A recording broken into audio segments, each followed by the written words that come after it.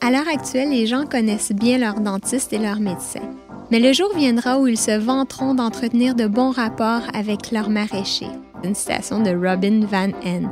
C'est vraiment ça, mais on est rendu à cette époque-là. C'est quand même merveilleux. Wow, on en a des légumes, des carottes puis des navots, des betteraves puis des poireaux. Ah oh oui, on en a des beaux choux, des patates puis des tomates, on en a des rouges et vertes. Bonjour et bienvenue tout le monde. Ici Ghislain Jutras et vous êtes à l'écoute de Nos Racines, le balado du réseau des fermiers et fermières de famille, une réalisation de l'Odyssée bio de Gigi.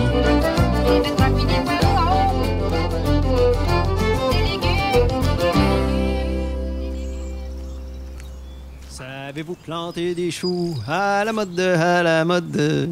Non, mais sans blague, là.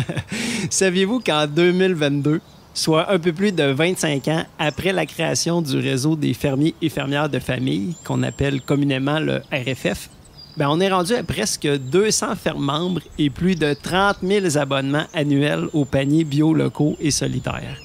À ma connaissance, ça en ferait le plus grand réseau de ce genre au monde. Un petit joyau de quoi être très, très fier. Et comme le disait d'entrée de jeu Laure Varidel, qui est une des fondatrices de cette initiative, c'est quand même merveilleux. Bien, la série Balado à l'écoute de Nos Racines, que je vous ai concoctée, a justement pour but de retracer pour vous et célébrer avec vous l'histoire de cet organisme québécois qui a popularisé l'agriculture soutenue par la communauté, l'ASC, depuis le milieu des années 90. En fait, de la mise sur pied du RFF par Équiterre jusqu'à sa transition récente vers la CAP, la coopérative pour l'agriculture de proximité écologique, nous allons revivre ensemble les moments clés de son développement et souligner ses retombées dans notre société ainsi qu'à l'international.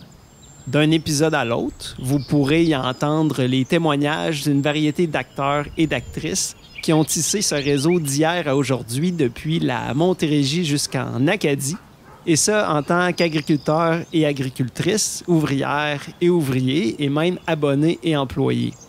Vous apprendrez sous quelles influences l'ASF fait son apparition au Québec. Vous pourrez saisir en quoi cette formule est une solution concrète en termes de développement durable.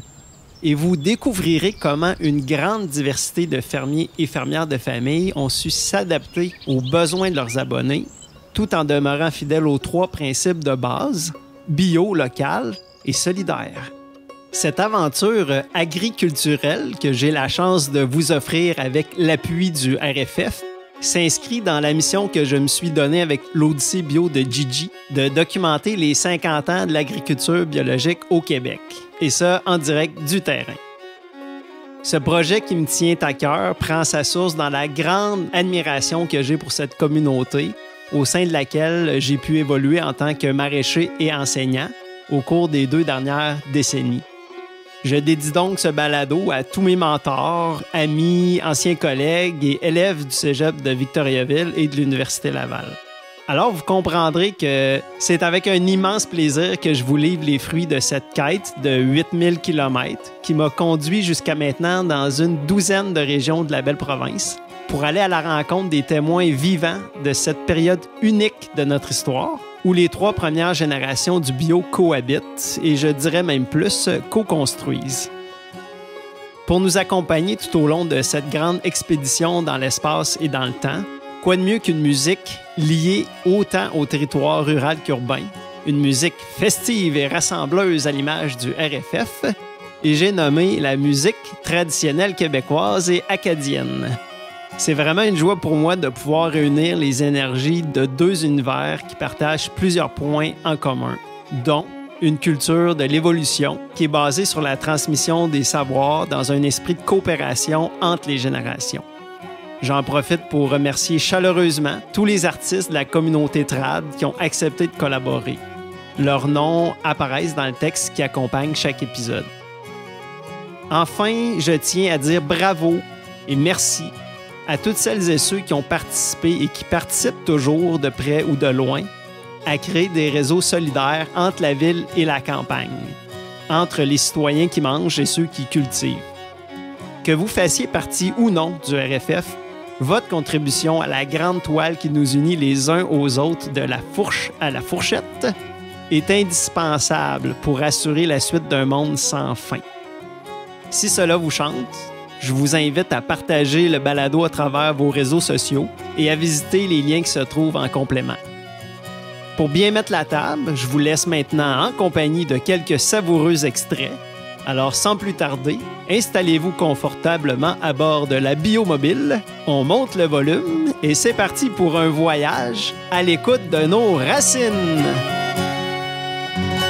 On était tellement plein d'énergie, d'espoir pour changer le monde. Notre objectif était de trouver le plus possible de solutions pour les gens, comment ils pouvaient créer un monde plus juste et responsable et équitable à travers l'alimentation. Et c'est là qu'on a découvert le concept de l'agriculture soutenue par la communauté.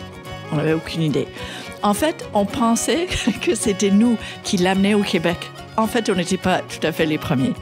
Il y avait quelques fermes qui faisaient des paniers aussi à ce moment-là. Ils étaient très peu nombreuses, là. Mais je veux dire, tu allais dire aux gens, bon, ben faites-moi confiance, payez-moi d'avance les légumes que je vais vous livrer en plein durant tout l'été.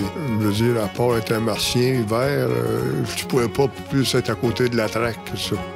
On regarde là, juste 2 générations derrière nous, presque tout le monde avait quelqu'un dans sa famille qui était producteur agricole. Fait que tout le monde avait comme un petit peu un rapport avec la terre, puis comprenait les cycles des saisons, puis l'approvisionnement des légumes. Puis il faut vraiment travailler fort pour ramener la société plus en contact avec son agriculture, parce que c'est primordial.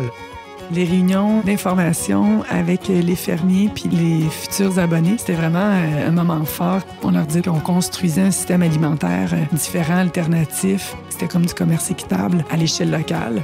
Vous payez, par exemple, votre panier d'avance à un prix juste. C'est un geste d'une grande portée là, environnementale et sociale aussi.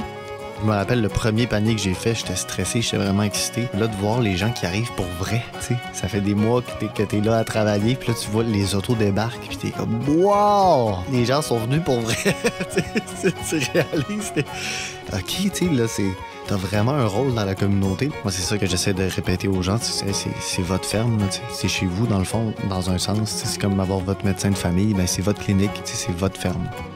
C'est intéressant parce que la culture des paniers bio se trouve vraiment partout, au Canada, aux États-Unis. Mais à cause que Équiterre a fait la promotion de la souveraineté alimentaire à travers les paniers bio, c'est vraiment une partie de la culture au Québec. C'est clair que c'est quand même spécial et exceptionnel comment ça se passe pour les paniers. Et le réseautage et le support et tout ça, c'est vraiment quelque chose de spécial. Puis le fait de ne pas se sentir en compétition, bien, ça fait qu'on peut partager l'information puis nos secrets de production. Ça, je pense que c'est essentiel. C'est comme ça avec tous les autres fermiers comme plus établis. Ils ne nous voient pas comme compétition. Ils sont vraiment heureux d'avoir un réseau qui s'agrandit.